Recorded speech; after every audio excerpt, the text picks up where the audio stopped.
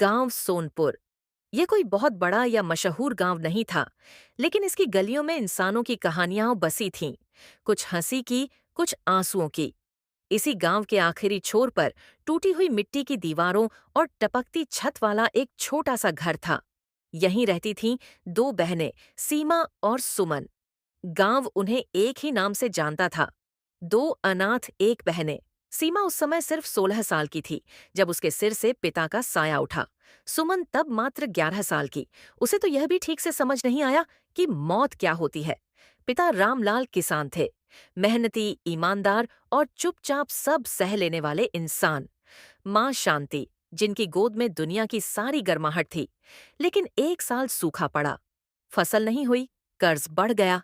चिंता ने रामलाल को बीमार कर दिया।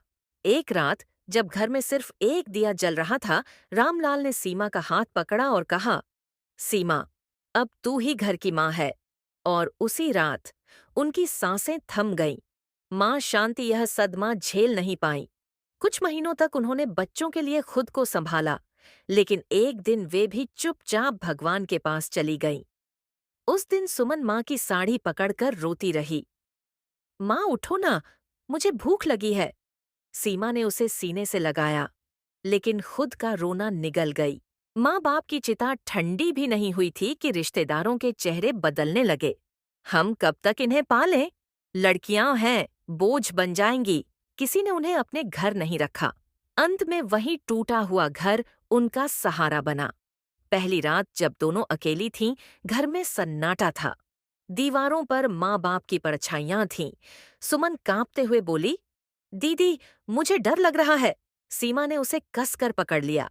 जब तक मैं हूं तुझे कुछ नहीं होगा। लेकिन उसी रात चूल्हा नहीं जला, दोनों भूखी सोईं। सीमा को समझ आ गया, अब रोने का समय नहीं, लड़ने का समय है। अगले दिन से सीमा काम पर निकल पड़ी।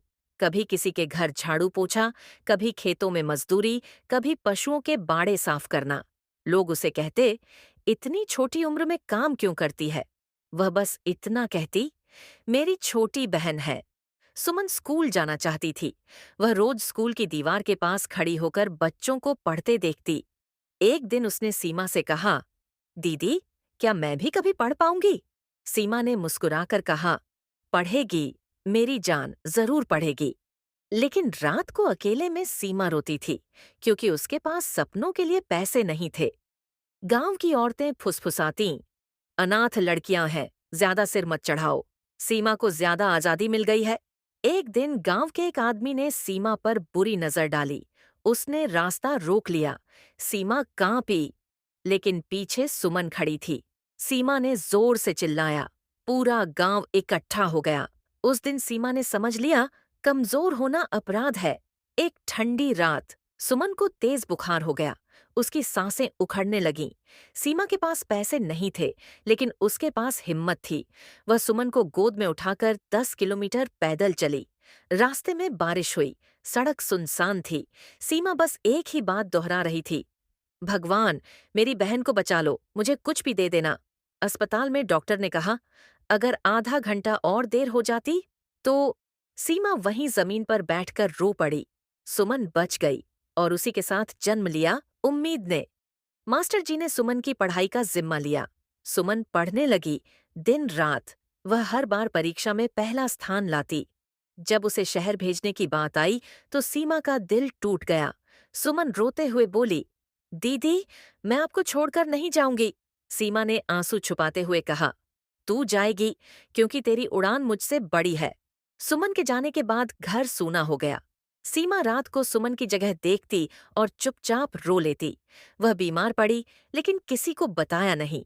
वह चाहती थी सुमन अपने सपनों से न भटके। एक दिन गांव में खबर आई, सुमन डॉक्टर बन गई है। जब सुमन सफेद कोट में गांव लौटी, सीमा उसे पहचान नहीं पाई। लेकिन सुमन दौड़कर आई और बोली, दीदी, मैं आ गई। दोनों फूट फूट कर रोईं। सुमन ने कहा, दीदी, आपने अपने सपने कुर्बान कर दिए मेरे लिए। सीमा मुस्कुराई, माँ बाप के बाद अगर कुछ मेरा था तो तू थी। आज सुमन गरीबों का मुफ्त इलाज करती है। सीमा गांव की लड़कियों को आत्मनिर्भर बनाती है। गांव अब उन्हें अनाथ नहीं, आदर्श बहनें कहता है। खून से नहीं, त्याग से रिश्ते बनते हैं और प्यार अगर सच्चा हो तो अनाथ भी दुनिया बदल सकते हैं।